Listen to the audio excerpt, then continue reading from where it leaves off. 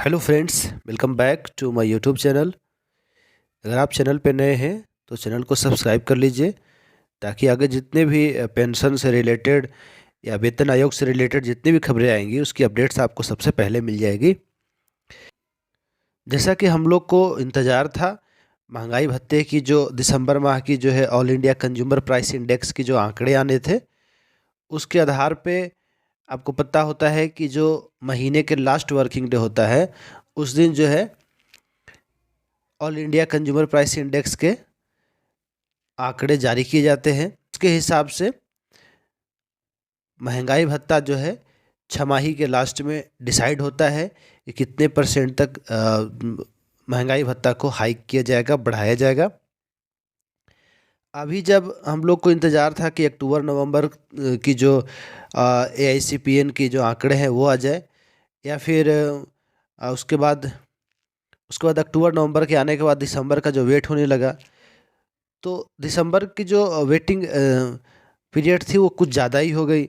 31 दिसंबर को आंकड़े आने थे और ये आंकड़े आते हैं 18 जनवरी को, यानी टोटल 18 दिन बाद ये आंकड़े आते हैं। और आंकड़े कुछ ऐसे आते हैं इसमें महंगाई भत्ता कितनी बढ़ेगी ये सोच कर के कर्मचारियों के मन में बहुत हैरानगी होती है। जिस तरीके से महंगाई बढ़ रहा है उसके हिसाब से उसमें जो है बढ़ोतरी देखने को नहीं मिल रहा है।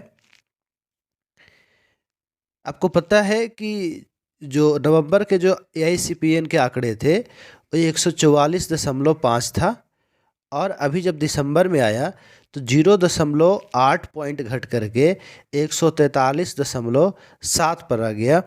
उस हिसाब से जो कैलकुलेशन होता है महंगाई भत्ता का वो बढ़ कर के 53 से 55.999 पे आ गया। चूँकि ये पूरा राउंड फिगर में नहीं है, 56 नहीं है। आपको पता है कि पिछले बार जब जुलाई 24 के जो AICPN के आंकड़े थे उसके आधार पे महंगाई भत्ता जारी किया गया था, 53.64 था। तो सरकार ने जो है 53% महंगाई भत्ता को बढ़ाया था। अभी यहाँ पे देखना बहुत इंटरेस्टिंग होगा कि सरकार क्या इसको 56 के सबसे नज़दीकी आंकड़े हैं तो क्या इसको राउंड फिगर में 56 लेगी, या फिर 55 पे जो है इसको पे आउट ऑर्डर निकाल देगी। तो अगर 55% बढ़ता है तो 2% की बढ़ोतरी, और अगर 53 अगर राउंड फिगर में लेती है सरकार तो 3% की बढ़ोतरी होगी। ये जो आंकड़े 18 दिन बाद आने के बहुत सारे मायने लगाए जा रहे हैं। एक्सपर्ट बोलते हैं कि कहीं इसको चुनावों से संबंधित करके देखा जा सकता है। दिल्ली के चुनाव आने थे, उसके कुछ समय पहले ही 8वें वेतन आयोग की जो है घोषणा हो गई। सरकार ने बताया कि जो है इसकी अभी जो है कैबिनेट में 8वां वेतन आयोग आया ही नहीं है। उसके पहले जो है श्री पीयूष गोयल साहब ने 8वें वेतन आयोग की गठन की मंजूरी कर दी। उसके बाद जब दिल्ली के चुनाव होने थे तो उस समय 5 फरवरी, तो 5 फरवरी के पहले जारी ना करके 31 दिसंबर को जारी ना करके दिल्ली चुनाव के बाद ये आंकड़े जारी होते हैं। तो इस पर कयास लगाए जा रहे हैं कि कहीं जो है गोलमाल होने की संभावना थी, इसके वजह से ये आंकड़े जो है रोक लिए गए थे। अभी जो है इस आंकड़ों के क्या मायने हैं वेतन आयोग से संबंधित। आपको पता है कि जब 2016 के अंदर में जो 7वां वेतन आयोग लागू हुआ था उस समय जो DA रेट था 125% था।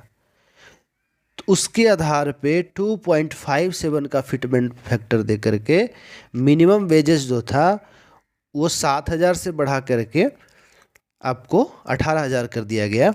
इसमें जो महंगाई भत्ता का दर है बहुत मायने रखता है, क्योंकि महंगाई भत्ता फिटमेंट फैक्टर को कैलकुलेट करने में एक अहम रोल अदा करता है।